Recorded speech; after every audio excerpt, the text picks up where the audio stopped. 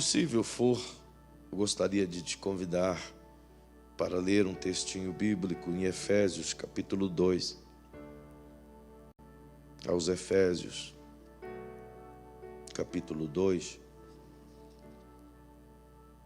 e o verso 6.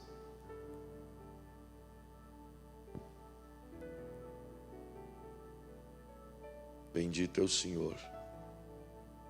Diz assim: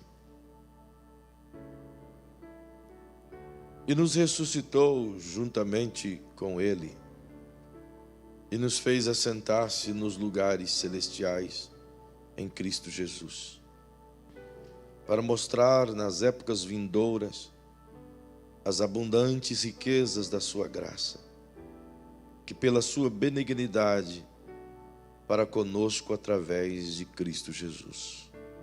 Amém. Se posso pedir-lhes, incline sua cabecinha, por favor.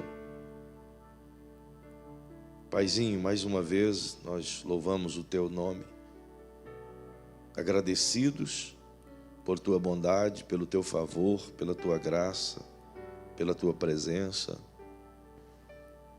movidos sem dúvida de sentimentos de tristeza, sem dúvida movidos de temor, mas apreensivos, embora confiantes de que no mundo teríamos aflições, conforme o Senhor nos afirmou, mas não posso e não consigo deixar de pensar naqueles que também amo tanto quanto estes.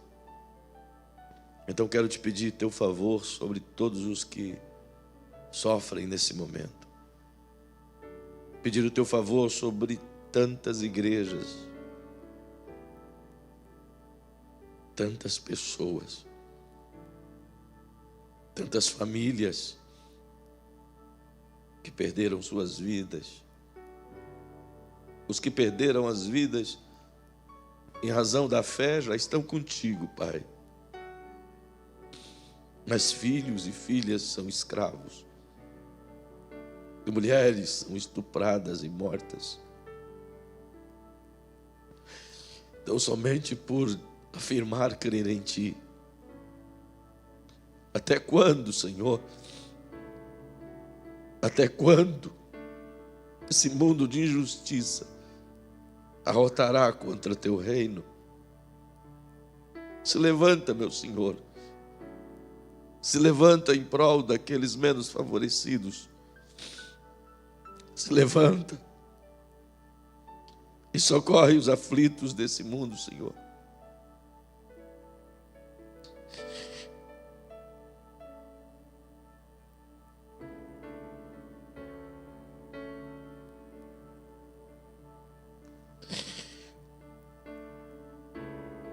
Ajuda, Senhor, a tua igreja perseguida, maltratada, moída. Ajuda seus servos, pastores e obreiros que estão no campo. Ajuda, Pai. Eu peço a tua bondade para que compreendamos a tua palavra.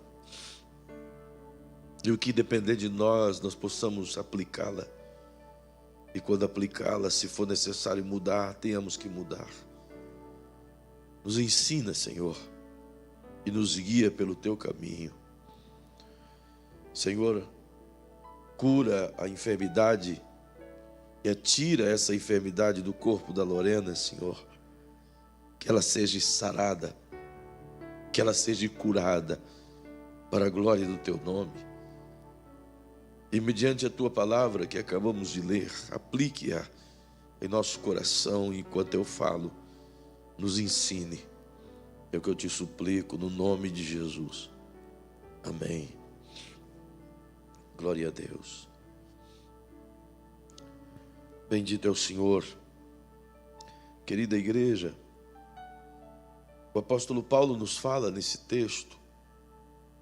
Naturalmente, a riqueza dessa carta é imensa. E nós estamos trabalhando dentro dela já há alguns dias, nos envolvendo com essas questões do que ele nos ensina. E especialmente aqui no verso 6, ele simplesmente repete uma afirmação que fez no capítulo 1 e nos versículos 3 até os versículos 7, onde ele nos diz que Deus, o Pai, nos abençoou em Cristo com todas as bênçãos espirituais nos lugares celestiais. E Ele nos fez assentar nesses lugares, como que estabelecendo essa porta de graça e de fé, para que nele possamos ter as vitórias necessárias. E é verdade que nesses versículos 6 e 7, ele está agradecendo a Deus, mas ao mesmo tempo pedindo que o Senhor continue a fazer o que estava a fazer na vida dos efésios, bem como de toda a igreja, porque ele afirma de maneira muito clara que o Senhor nos abençoou quando venceu todas as coisas e ressuscitou, e pela fé, quando cremos no Cristo e que fomos por Ele e com Ele ressuscitados, portanto, e nesse ato de fé, Ele nos deu a possibilidade de estarmos como que vivenciando nas regiões celestiais, como que tendo o privilégio de obter todo o recurso, todas as bênçãos, todas as vitórias, já obtidas por Ele na cruz e estabelecidas, portanto, acima de nós nas regiões celestiais. E Paulo afirma de maneira muito clara que ele fez isso justamente para nos mostrar, não só a nós, mas também àqueles que virão ao futuro e que servem como que de testemunho para quem quer daquilo que recebemos pela fé. E ele fala isso justamente pela bondade, benignidade, favor que Deus dá a nós sem que a gente mereça. Estabelece Paulo, portanto, uma linha de conexão maravilhosa. E eu quero te mostrar isso de uma maneira bem simples, rápida, bem verdade, para que a gente compreenda isso de uma maneira mais profunda. Na semana anterior, nós trabalhamos isso em Efésios 1:3, onde pudemos aprender o tempo presente do quanto o Senhor nos fez.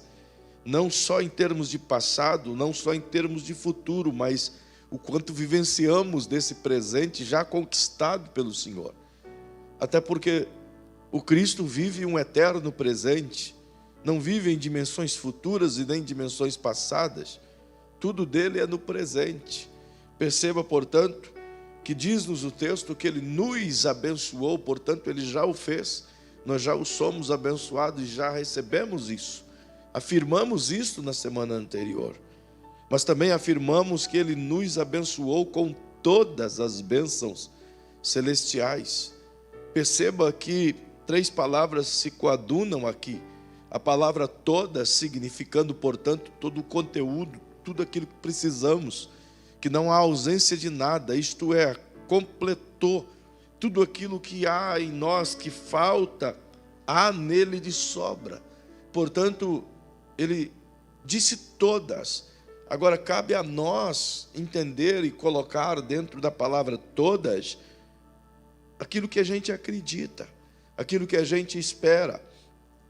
Quando o Senhor afirma todas as bênçãos, são todas mesmo, em todas as áreas.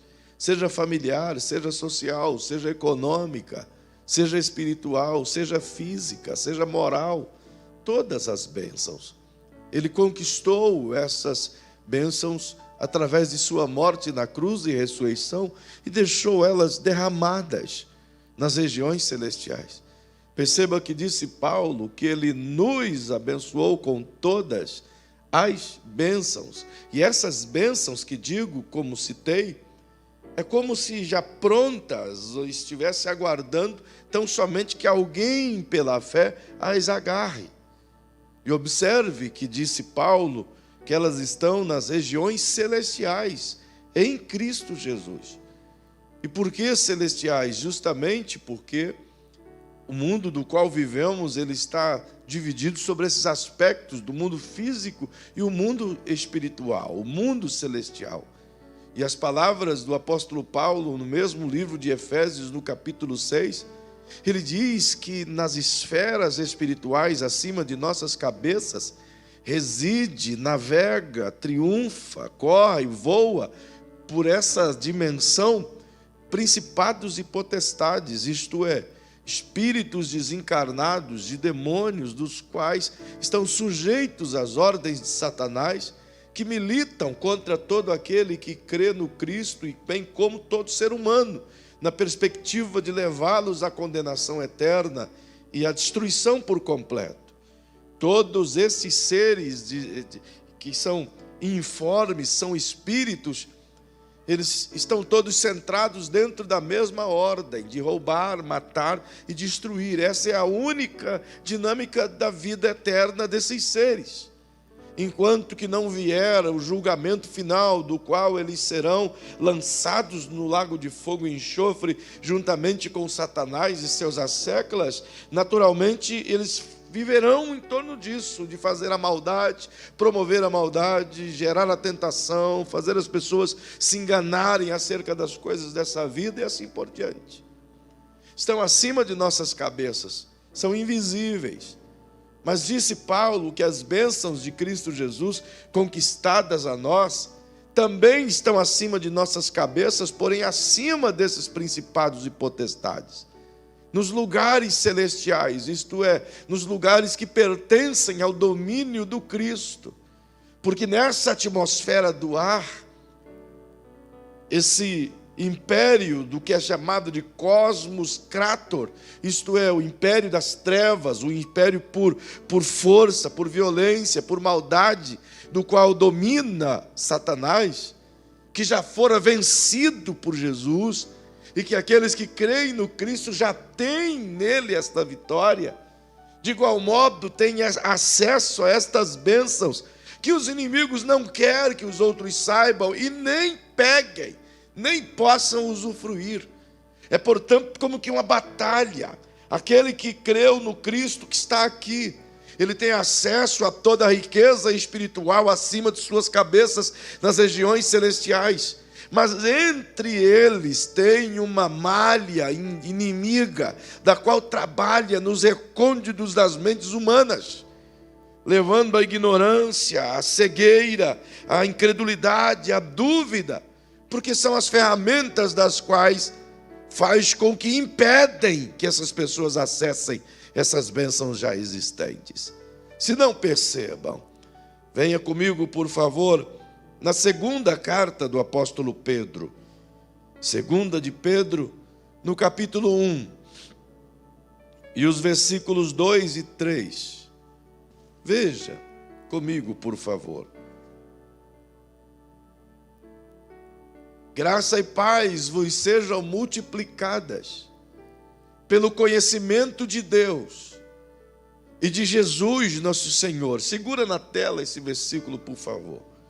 Observe que Pedro está cumprimentando as pessoas, mas ele enfatiza que a medida do seu cumprimento e o desejo do seu coração é que a graça e a paz do Cristo, ela possa se multiplicar, e o único meio dela se multiplicar é por meio do conhecimento que as pessoas obtiverem de Deus e do seu Filho Jesus Cristo. Voltando à tônica de que quando começamos essa série vos disse que o inimigo vence o ser humano pela ignorância, e que as pessoas deixam de receber os benefícios do Evangelho por não compreenderem o Evangelho, conforme Mateus 13 e o versículos 15 ao 18. Exatamente dentro dessa perspectiva de ignorância, é que o apóstolo Paulo, em 1 Coríntios 4,4, diz que o inimigo cegou o entendimento das pessoas, e eles não conseguem compreender o Evangelho. Por isso, ele lá no 2 Coríntios capítulo 10, o verso 4, ele diz que as nossas armas, as nossas ferramentas de batalha não são carnais, mas são armas poderosas, espirituais, em Deus, para destruir as fortalezas, as mentiras, as falsidades, os sofismas que o diabo planta na mente das pessoas, impedindo-as do conhecimento do Cristo, porque sem o conhecimento do Cristo, elas não têm acesso ao que o Cristo deu. Se não percebam, olha o verso 3. Visto como seu divino poder nos deu tudo que diz respeito à vida e piedade, pelo conhecimento daquele que nos chamou pela sua glória e virtude. Ele está dizendo que Deus, pelo poder que lhe confere, que só Ele tem, o mesmo poder que Paulo afirma aos Efésios no capítulo 2, versículos 1 ao 4, do qual, estando nós mortos em nossos delitos e pecados, Ele, com o mesmo poder que ressuscitou a Jesus de Nazaré, esse mesmo poder veio em nós e nos tirou do poder das trevas, ressuscitando-nos do mundo de mortificação pelos pecados e nos trazendo a vida plena do Cristo. Esse mesmo poder de Deus moveu-se em nosso favor, e diz ele que nos deu. Ele fala o mesmo que Paulo falou, mas de uma forma mais prática, mais simples. Paulo mostra uma plataforma espiritual, e o Pedro nos mostra como isso está distribuído. E ele diz: ele nos deu tudo que diz respeito à vida. Diga comigo essa frase: tudo que diz respeito à vida. O que tem nesse tudo? Tudo. Tudo de bênção, amém? Tudo de problemas, amém também. Porque nos deu tudo. Quando ele venceu na cruz, ele não disse: todos aqueles que passarem por esse portal mágico da minha vida, sua trajetória, portanto, vai ser de extrema paz e nunca mais vai ter qualquer problema. Ao contrário, ele disse: quando vocês crerem na minha palavra e seguirem os meus caminhos, no mundo que vocês viverem, terão aflições. Tudo. Só que o fato de nos ter dado tudo que diz respeito à vida, e a piedade, ele está falando a misericórdia, a fé, a vivência de modo justo.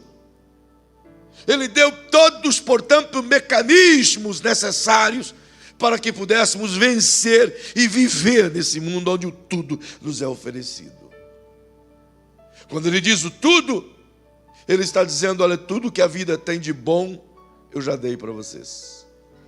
Tudo que a vida também te oferecer de ruim, também está à disposição de vocês. Mas é bom lembrar que o tudo que a vida tem de ruim, tem ao mesmo tempo, diante do Cristo, todas as coisas boas e necessárias para que possamos vivenciar e vencer o que é ruim. Essa é a fé que vence o mundo. Essa é a vitória que temos, do qual Pedro diz que vencemos o mundo, a nossa fé.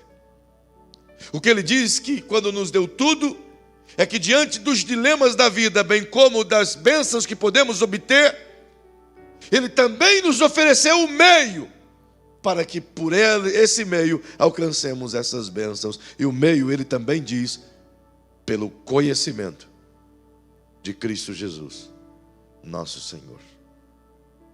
O versículo diz, foi tirado da tela, mas você pode ver na sua Bíblia, já está lá de novo. Pelo conhecimento daquele que nos chamou para essa nova liberdade de vida. É, portanto, o quanto a gente conhece a Cristo, o quanto caminha com Cristo, o quanto anda com Cristo, que a fé se torna vívida, prática, pujante, poderosa, e ela se torna como que um braço do qual a gente estende e pode pegar as bênçãos que estão reservadas nos lugares celestiais, onde pela fé nós estamos assentados. Talvez seja até difícil de nós colocarmos isso dentro de nossa cabeça. Como é que Cristo nos fez tudo isso e a gente não consegue vivenciar tudo isso? Há duas coisas aqui. A primeira é que quando a gente fala de fé, pastor Joseph, me corrija se eu estiver equivocado, tem liberdade. A primeira é justamente, creio eu, que pelo simples fato de nós observarmos as vitórias do Cristo e a forma como Ele curou enfermidades, o quanto Ele disse a nós, imporão as mãos sobre os enfermos e os curarão, o quanto Ele disse a nós que venceremos todas as coisas, o quanto Ele usou profetas como Isaías, por exemplo, dizendo que a água não teria poder sobre nós, o fogo não nos queimaria, de maneira nenhuma sofreríamos tais danos, e cremos em tudo isso, afirmamos tudo isso que a palavra dele está relatando para nós. Então nós configuramos em nosso coração que tudo que viveremos a partir do Cristo é exatamente isto e nada mais. Só que a gente esquece que para poder ter cura tem a doença. Para ter a vitória tem a luta antes. Para a gente vencer alguma coisa, somos submetidos aos testes antes. Que nenhuma das coisas conquistadas vencem antes o sofrimento. Que o fato do Cristo ter vencido na cruz e ter nos dado acesso a essas bênçãos pelo seu nome, não nos exime de passar pelas dores, afinal de contas estamos vivos. Então nós criamos uma espécie de evangelho fantasioso, sabe? E as pessoas pregam um evangelho fantasioso, onde simplesmente é só as benesses da vida terrena. E se esquecem de ensinar que enquanto estamos na terra, é aflição, é dor, é angústia. Só que nessa terra de dor e angústia, nós temos as ferramentas, e esse é o que e a gente desconhece as ferramentas. É essas ferramentas que o Cristo nos convida a observar nele. Mas elas só são acessadas mediante o quanto a gente convive com Ele, mediante o quanto a gente gera de relacionamento nele, entende? A partir disso, portanto, a nossa fé ou cresce ou diminui. É mediante o quanto andamos que o conhecimento gera segurança, confiança. Então é determinante o meu nível relacional com Deus para determinar o meu nível de fé. Se não, percebam. Uma segunda coisa que ensina-nos o apóstolo, mediante tudo aquilo que o Cristo nos fez saber, é que se o Cristo já nos deu todas as bênçãos, ora, Ele não tem que dar mais nada. Ele já nos deu. Ele não tem que fazer mais nada, pois Ele já fez. Mas aí então vem o apóstolo Paulo e escreve aos Efésios, o capítulo 3, e os versículos 10 até o versículo 15, e ele diz que Deus, 16 aliás, Deus é poderoso para fazer muito mais abundantemente do que aquilo que pedimos ou pensamos. Mas perceba que ele disse de maneira clara que Deus é poderoso para fazer. Ele não está dizendo que Deus vai fazer coisas por nós. Ele está falando da eficácia de Deus, porque vive Ele no sempre presente de sua eternidade. Não significa que Ele tenha que nos dar outras coisas. Significa, portanto, que Ele já fez tudo o que tinha de fazer e me dá agora o acesso a esse tudo mediante o simples ato de crer. Entende? E partindo desse ponto, a gente imagina que se eu não conseguir obter a riqueza dessa fé, naturalmente, é porque há algum problema comigo. E na verdade, nem sempre é porque há problema.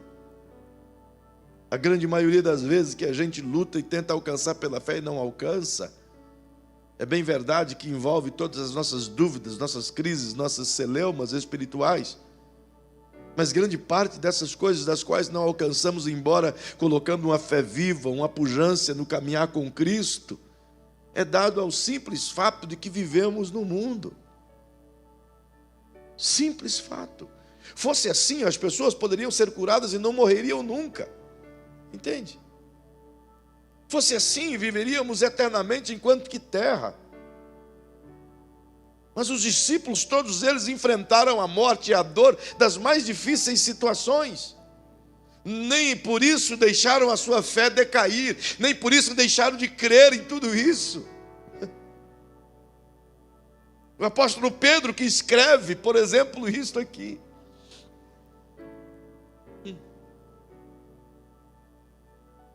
que Deus deu tudo que diz respeito à vida e à piedade.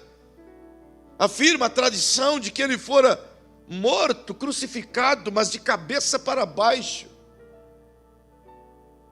Afirmando, portanto, que não era digno de morrer tal qual o Cristo morreu. Então que dessem a ele o privilégio de crucificá-lo de cabeça para baixo. Ele poderia então gritar bem alto e dizer: mas o Senhor já deu tudo que diz respeito à vida e à piedade. Por que eu vou morrer assim? Porque para ele, o morrer em Cristo, as lutas não os distanciavam de Deus, ao contrário, os aproximavam. As vitórias não faziam eles descansar em suas conquistas, mas faziam eles se regozijar em Deus, sabedores que não eram por si, mas eram pela graça, bondade de Deus, do qual Paulo nos disse em 2,6. Perceba, portanto, que uma vez que se é que cremos no que está escrito, que Ele já nos deu, então tudo o que eu preciso, eu tenho à minha disposição. Mas como é que eu acesso isso? Como é que eu consigo pegar isso? E quando é que eu sei que isso vou tentar pegar e eu não conseguir? Como é que eu vou saber? Sabe? Que isso não era para mim, que eu tenho que conviver com aquilo ali. São duas coisas importantes. Então a primeira, de maneira breve, deixa eu lhe dizer. Deixa eu ver a hora aqui. Tá. Primeira, deixe-me lhe dizer como funciona isso. A fé é o braço que o Senhor colocou dentro de nós para alcançarmos as bênçãos celestiais. Porque vivemos no mundo físico e as bênçãos são espirituais. O espiritual determina sobre o físico, não ao contrário. Não é o físico que determina sobre o espiritual, é tudo que é espiritual tem poder sobre o mundo físico. Por isso, para que a gente possa obter as bênçãos do divino, é necessário o meio, o caminho do qual o Cristo propiciou para acessarmos o espiritual. Porque naturalmente vivemos nesse mundo cheio de misérias e pecados e é impedido a nós o acesso à santidade do divino mediante os nossos pecados. O Cristo nos livra disso. Agora, esse acesso foi liberado. Portanto, tudo aquilo que já vimos nos cultos anteriores nos dá o acesso. Fomos perdoados, fomos salvos, fomos agraciados, fomos liberados. Então o acesso a gente já tem. Ninguém pode impedir a gente de pegar as bênçãos. Já temos o acesso. Você concorda com isso? Quem crê nisso? Nós já temos o acesso liberado. Então como pegar, como fazer, como ir? Bem, é utilizando a fé. E o meio para qual isso é feito também é utilizado por nossa maneira de viver e o nosso corpo. Então como faremos? Perceba, deixe-me tentar te mostrar isso. Se você fizer uma viagem bíblica no livro do profeta Ezequiel, no capítulo 37, por exemplo, ele dá-nos um exemplo bastante prático. E depois eu vou te levar esse exemplo dentro das esferas do Novo Testamento. Observa, por exemplo, esse texto. Afinal, Deus vem a Ezequiel e diz: vem cá um pouquinho, e o leva, e o transporta, e o conduz a um vale de ossos secos. Claro que todos já viram esse texto, já leram. E esse texto narra uma palavra profética acerca de Israel. Ele leva Ezequiel a esse vale. E quando ele está no vale, ele percebe que é cheio de ossos e está tudo sequinho, não há nada ali. E Deus pergunta a ele: o que você vê? E ele diz: eu vejo um vale de ossos secos. E Deus vem a ele outra vez e pergunta de novo: o que é que você está vendo, Ezequiel? Há um intervalo entre a primeira vista e a segunda vista. A primeira vista é a visão periférica que Ezequiel tem. Ele chega e olha e ele vê um vale de ossos secos. Então Deus vem e pergunta a ele de novo: o que é que você está vendo mesmo? Ele já está andando sobre o vale. Ele já está observando o vale, ele está vendo as circunstâncias reais da vida no vale. Então ele afirma para Deus: não há vida no vale, porque o vale está sequíssimo. Há uma diferença radical entre seco e sequíssimo. Sequíssimo é o diagnóstico, é a afirmação da impossibilidade. É aquilo que ele consegue diagnosticar de que na esfera humana é impossível. Viver humano é impossível aquilo ali. Está sequíssimo, não tem vida. Então o Senhor pergunta a ele: Ezequiel, você crê que esses ossos podem viver e se formar um exército? Pode se juntar osso no seu osso, vir o nervo sobre o osso, a carne sobre os nervos, a pele sobre a carne, e esses ossos se tornarem um exército? A primeira resposta que Ezequiel dá a Deus é essa: tu o sabes. Por que ele responde, tu que sabe? Porque ele viu a realidade. É o mesmo que nós. Quando a gente olha para o nosso corpo enfermo, e alguém pergunta, esse corpo pode ficar são?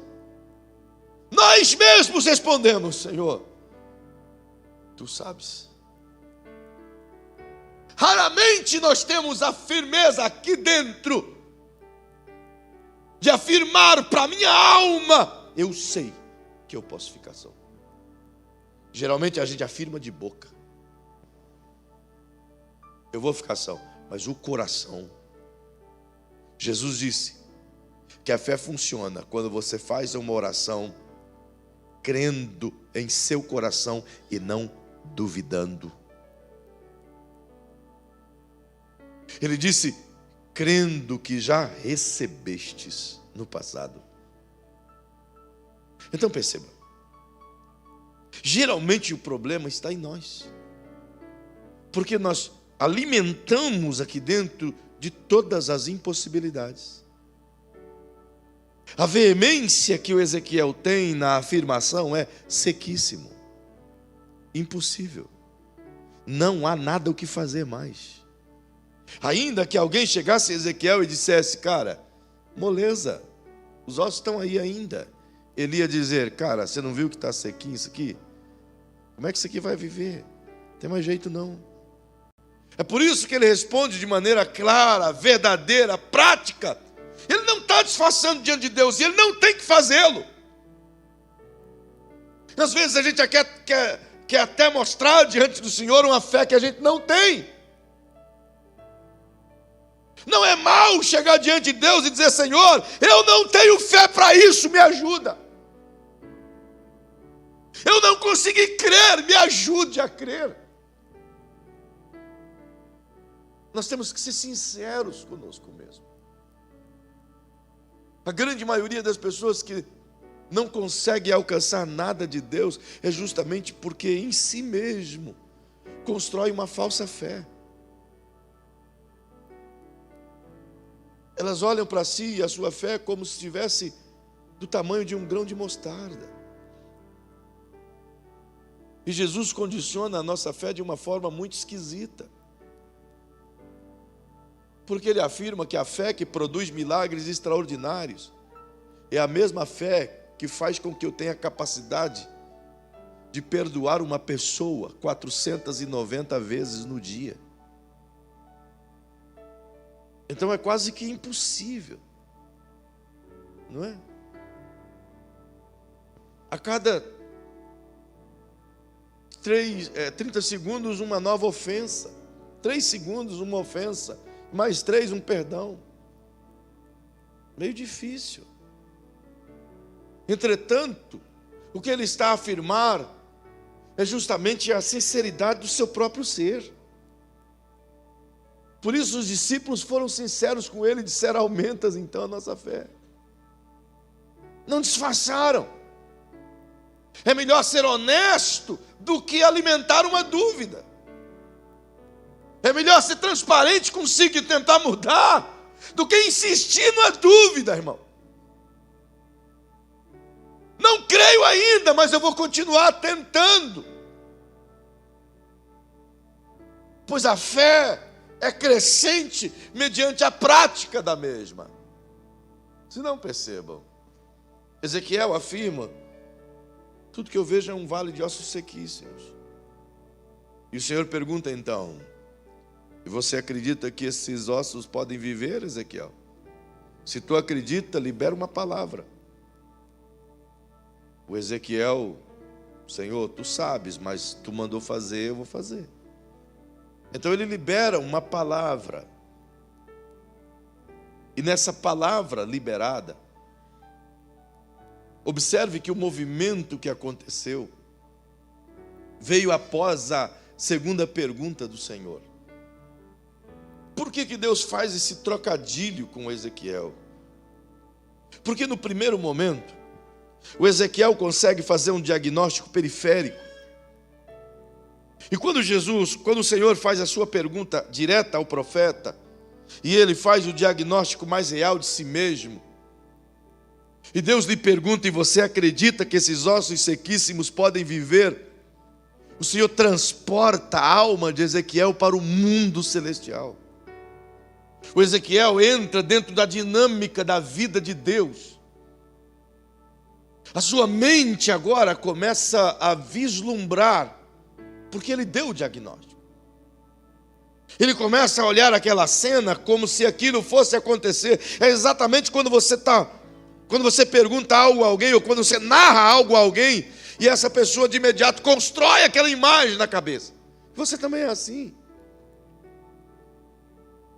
Ontem eu li com os pastores um texto do livro de Atos, eu até comentei isso com eles, que lendo o texto a gente vai imaginando a cena. Não é assim? Você está lendo um texto bíblico e você está imaginando a cena dele. Como se você fechasse os olhos, você está lá. O que o Ezequiel fez é a mesma coisa. O que o Senhor ensina para Ezequiel é o que a gente poderia chamar de imaginação profética, de uma mente profética. A gente poderia chamar de construção de uma plataforma espiritual. Gerar isso dentro de nós. Trocando isso por miúdo, o que significa? Significa que quando eu preciso alcançar algo do Senhor, a minha pressa, ela faz eu dobrar o joelho e calculadamente, dentro dos 10 minutos que eu vou poder ficar ajoelhado, ou em pé, ou deitado, seja lá o que for, eu tenho o cálculo das palavras certas, do chavão certo, que vai acessar o coração do divino, e vou pegar a bênção e vou embora. E a gente acha que a fé funciona o tempo todo, no instantâneo. Não aperta o play. E aí a gente descobre que não é assim. Eita. A gente descobre que demora mais, é slow motion. Às vezes ela vem na câmera lenta. E tudo que você quer é que aperta o para ir mais rápido. E Deus diz: oh, slow motion. Até para ele responder para você, ele responde como alguns anos atrás, eu assisti com minha família um filmezinho de criança, Zootopia, onde o carinha foi na prefeitura tirar um alvará, sei lá o quê, e o atendente da prefeitura era um bicho preguiça. Até para rir ele ria. Às vezes Deus trata a gente assim. Você vai correndo na pressa, porque eu preciso, porque eu estou na dor, que eu estou na angústia, que eu estou no desespero. E Deus diz: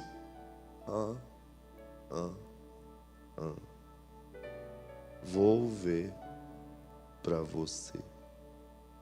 Porque Ele vai te testar a paciência nesse ponto. Mas o fato primário não é esse. O fato primário é a construção do meu braço de fé. E como é essa construção desse braço de fé? Eu preciso orar, construindo isso dentro da minha alma, até que se torne uma consistência, como uma substância que eu posso apalpar. É por isso que algumas coisas que consigo de Deus, geralmente só faço isso, só obtenho depois de muito tempo de oração, sem insistir para com Ele, mas criando a plataforma de fé dentro do meu coração. Do momento em que eu sinto aquilo tão consistente, tão grudado, tão forte, que eu sinto que eu já tenho, sabe? Um exemplo é esse caminhão que está aqui no pátio. A primeira vez que eu desejei ter um caminhão desse aqui foi no ano de 2002.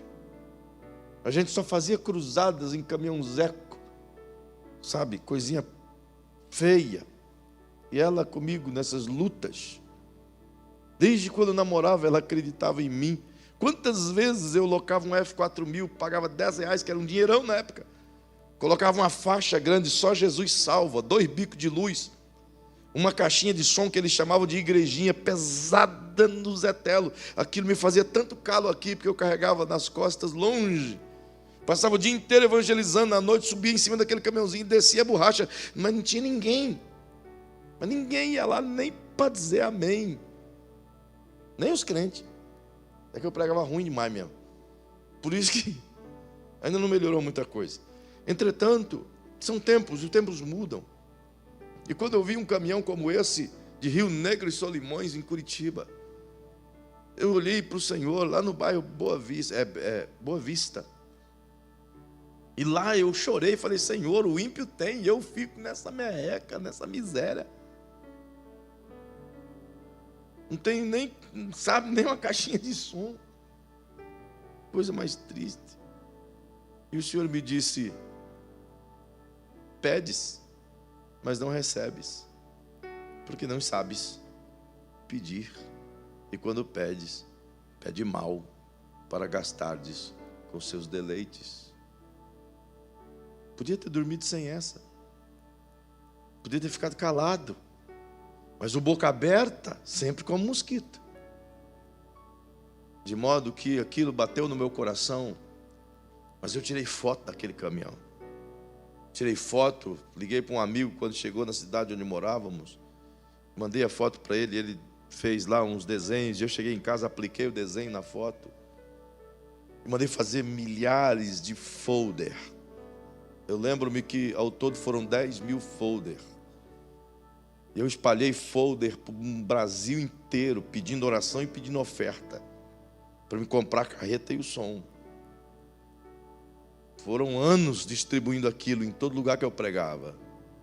Nunca ganhei R$1, mas com certeza alguém orou.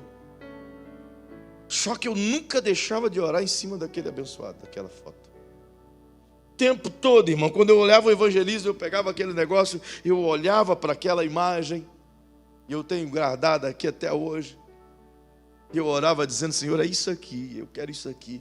Até que chegou um dado momento que aquilo se tornou tão real dentro da minha cabeça, que eu não precisava mais do panfleto. Ela já estava aqui dentro. Quando ela estava aqui dentro, eu parei de pedir, e fiquei uns 5 anos sem pedir nada. Foi quando em 2015, aqui nessa igreja, um empresário me ligou e disse, venha cá que eu vou te dar algo. E os irmãos se lembram, botamos aqui. Mas não tinha dinheiro para mexer. Mas eu não me desesperei, porque o Deus que falou comigo, o Deus que me deu a certeza, já estava aqui dentro. Passou algum tempo, tinha um irmão tentando falar comigo. E Leomar me ligou dizendo, tem um irmão tentando falar com você há tanto tempo e não consegue. Liga para ele assim. Eu liguei e o irmão disse, pastor, faz uma semana que eu não durmo. Eu preciso mandar um dinheiro para não sei o que está fazendo, negócio de um som aí. Eu preciso mandar um dinheiro para ti. Eu digo, então, só se for agora. Mande. E o cara mandou uma ofertinha de 20.000. Para esse caminhão, eu recebi de uma só vez uma oferta de 90.000. Nós gastamos R$276.000 nesse caminhão. Sabe, de gente do Brasil inteiro, que nunca me viu pessoalmente. Porque estava nele. Como eu aprendi isso? Gerar isso aqui dentro. Orar até que se torne real. É exatamente aos Hebreus 11, a fé é o firme fundamento das coisas que não se veem. Mas é o testemunho, é a prova real daquilo que se espera. Não está na minha mão, mas já está aqui dentro. Entende? Não estou com ele aqui ainda, mas já está aqui. Eu já sinto aqui. O problema é que a gente quer instantâneo. A gente quer então sem a fé. E a gente acha que a nossa fé já está cumprida o suficiente para alcançar lá em cima. Antigamente, naqueles mercadinhos, aqueles botecos, mercearias, então tinha aquelas prateleiras grandonas, eu lembro-me disso. E às vezes, quando o cara queria um produto daquele lá de cima, ele tinha uma vara assim, com um gancho assim, e pegava lá em cima assim e descia aquilo. É exatamente da mesma forma a nossa fé. Às vezes a gente acha que o nosso braço já está autossuficiente para alcançar as bênçãos conquistadas por Jesus nas regiões celestiais, mas não está ainda. Nós caminhamos pouco ainda, e diga-se de passagem, quanto mais caminhar com Jesus, quanto mais milagre você vê, quanto mais oração você fizer, quanto mais cura você participar, quanto mais culto você tiver, quanto mais perto de Deus estiver, mais a tua fé vai crescer. É preciso caminhar com Ele o tempo todo, irmão. Isso não me faz pior ou melhor. O fato de ter uma fé grande ou uma fé pequena me faz entender que eu estou no processo, estou no caminho. É por isso que a Bíblia ensina a orar uns com os outros. Um ajudar a carregar o fardo do outro. Porque às vezes eu tenho uma fé pequena, mas se eu orar com o pastor Joseph, que tem uma fé um pouco maior, o que falta em mim, ele vai completar. E a gente não entende o processo de igreja. Não é o fato de vir num culto, é o fato de congregar e a fé se juntar. E a unidade se valer. É por isso que Jesus disse: ei, vocês não entenderam ainda, disse ele. Se dois ou três concordarem acerca de qualquer coisa na terra. Não foi isso que ele disse? Isso é concordado no céu, e vos será feito. É isso que a gente não entende. É quando a minha fé se une à tua fé no mesmo sentido. Não são direções opostas. É no mesmo objetivo. É na mesma comunhão. Isso aqui não é mantra, é conhecimento.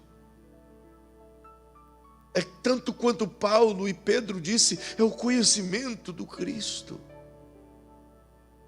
À medida que a gente se aproxima dele, a nossa fé é diagnosticada. É por isso que você vai ver um homem como Tomé. Eu concluo nesta noite. Ele caminhou com Jesus 3 anos e meio. Ele viu os maiores e mais poderosos milagres de Jesus. Ele viu. Ver milagre nem sempre é o suficiente para gerar fé. Por isso que a diferença entre relacionar com Jesus e segui-lo é gigantesca. Os que seguem Jesus conseguem ver tudo, mas não gera relacionamento. Mas quem se relaciona com Jesus independe dos lugares. Seu relacionamento vai atrair cada vez mais a graça do Cristo sobre si. E Tomé agora diante do Cristo, ressuscitado. Jesus disse 3 dias antes, eu vou morrer, mas daqui a 3 dias eu volto.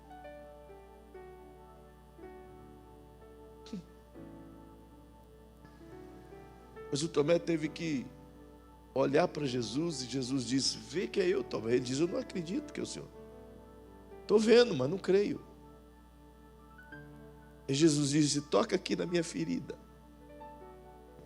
Põe o dedo dentro da minha ferida aberta. E ele colocou o dedo dentro da ferida aberta de Jesus. Então a Bíblia diz que ele caiu de joelhos e disse, Senhor meu, Deus meu. Agora a fé veio. Porque tem gente que tem que ser assim, palpável.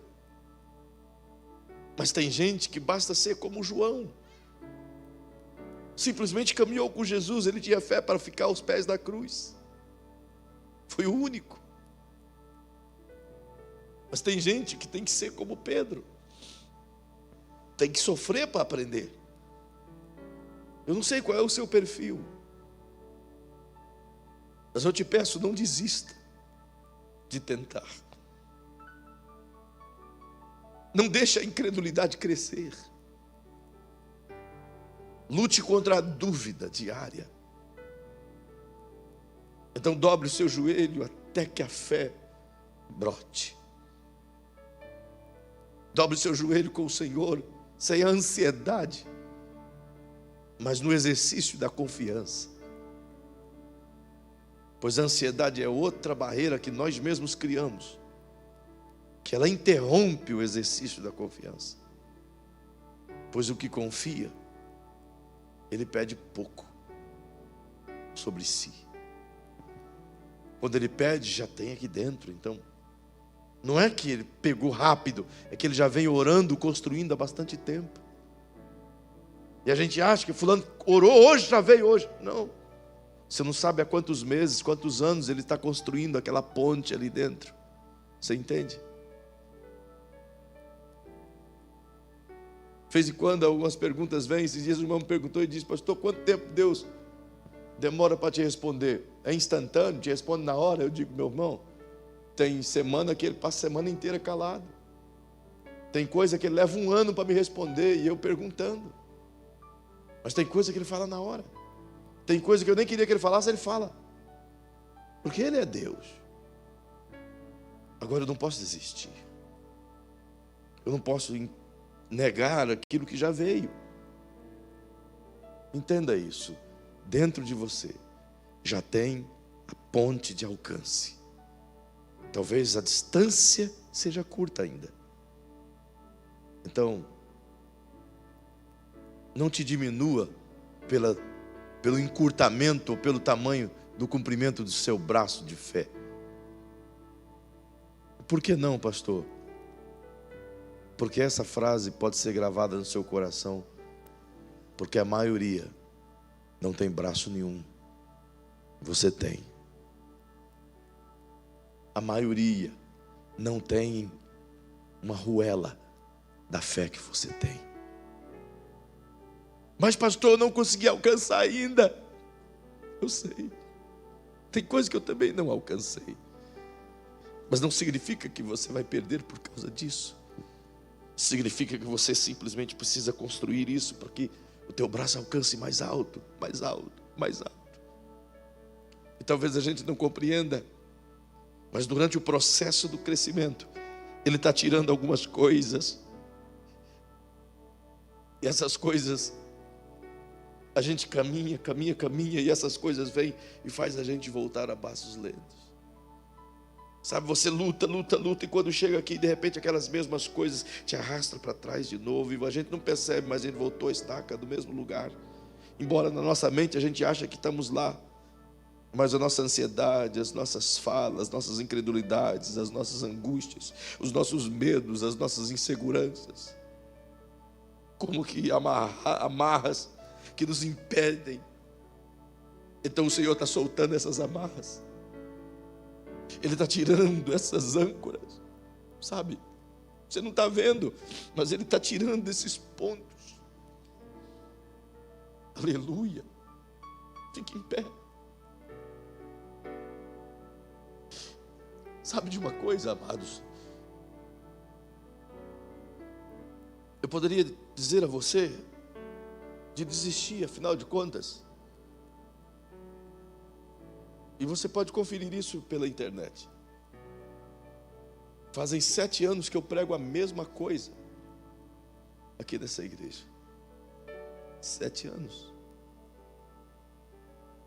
7 anos que eu vos ensino esse nível de fé. Alguns conseguiram, outros não saíram do lugar, outros estão tentando.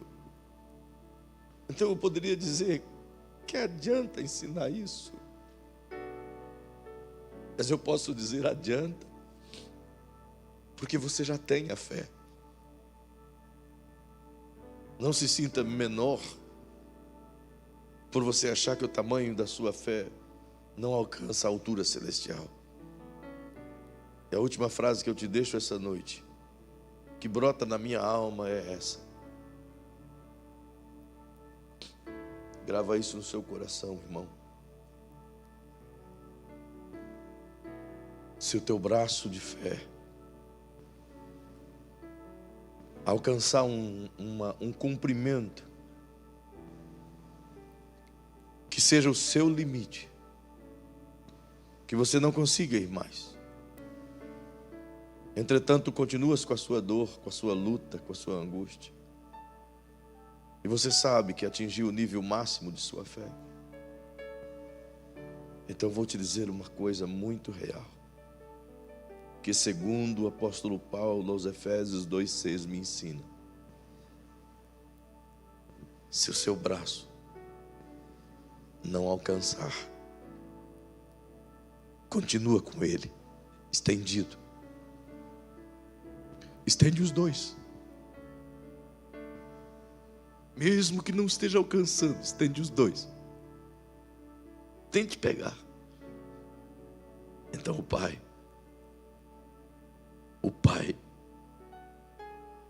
Ele é Pai.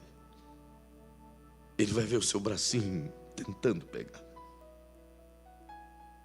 Então Ele vai vir, vai abaixar a prateleira para você, vai abaixar a sua altura, vai colocar no seu nível, porque Ele é Pai. Ele já te deu. Então Ele sempre quer que você pegue o que Ele já te deu. Ele não ama ver você sendo torturado por tentar e não conseguir. Mas Ele espera o seu melhor. Estende os dois braços e deixa Ele vir. Eu queria que você fechasse seus olhinhos. Eu sinto tanto amor do Pai aqui hoje, como que estivesse nos envolvendo, nos abraçando, nos consolando. Como quem está dizendo: filhinho, levanta os bracinhos, eu vou abaixar a prateleira. Eu vou abaixar a prateleira para você, só para você alcançar a bolacha que você não conseguia. Aleluia. Paizinho querido, eu entendo, Senhor, pela Tua palavra, que Tu nos ofereceu de bom grado tantas coisas que não conseguimos alcançar. Eu entendo que o Senhor conquistou na cruz tudo o que nós precisamos, tanto para a alma, quanto para o corpo, quanto para o espírito. Eu entendo que o Senhor nos deu o mecanismo, a fé, para que tão somente por aquilo que geramos em nossa mente, falamos com a nossa boca, possa aparecer diante de nós. Mas algumas vezes, Senhor, a gente constrói com a mente, mas a gente destrói com o que falamos. Então, Senhor, eu quero pedir a Ti, nos ajude a tirar de dentro de nós as incertezas, as inseguranças, as desconfianças. Nos ajude, Senhor, a tirar de dentro de nossos lábios palavras que irão impedir aquilo que construímos em oração. Às vezes em oração, Senhor, nós afirmamos a Ti: eu sinto, eu já tenho, obrigado. Mas quando a dor chega, então eu afirmo: eu tenho a dor, mas eu não tenho mais a cura. Então, Pai, eu afirmo: eu não tenho mais o recurso, eu tenho a dívida. Então eu mesmo anulo aquilo que eu construí contigo. Por isso eu quero te pedir, é nossa fraqueza, fortalece as nossas fraquezas, fortalece, Senhor, a nossa fé frágil, alimenta o nosso espírito para que ele possa alimentar a nossa alma, para que ela possa nutrir a nossa fé de uma maneira tão consistente mediante o relacionamento contigo, Pai. E que hoje ainda, a minha fé possa crescer, a fé dessas pessoas que estão aqui possa crescer, que eles saiam daqui hoje mais confiantes em Ti, sabedores que o Senhor não os desamparará de maneira alguma, e que se ainda que estendam os braços para alcançar as regiões celestiais, e não for possível, Senhor, eu sei que o Senhor é capaz de fazer com que as regiões celestiais se abaixem à altura acessível do seu Filho que espera em Ti. Tu fizeste o universo para parar, para atender Josué. O que podes então fazer para atender um coração que clama e crê em Ti? Tudo, Pai. Assim eu te peço, em o nome precioso de Jesus, fortalece-nos a fé, em nome de Jesus. Em nome de Jesus. Eu vou te fazer um pedido ousado. Enquanto eu dou a bênção apostólica, e talvez eles vão cantar enquanto você se despede. O pedido ousado que eu faço é a você que é família, você que está próximo, você que faz parte do mesmo ambiente. Então dê um abraço nessa pessoa que está perto de você, no seu marido, na sua mulher, no seu filho. Dê um abraço e diga: Ele fortalece a sua fé. Fortalece a sua fé. Ele te fortalece. É Ele quem te fortalece. É Ele. Aleluia. Que o grande amor de Deus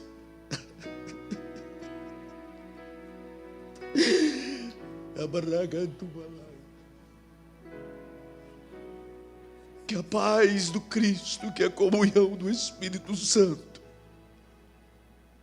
esteja com todos vocês, os que creem. Vá em paz, em nome de Jesus.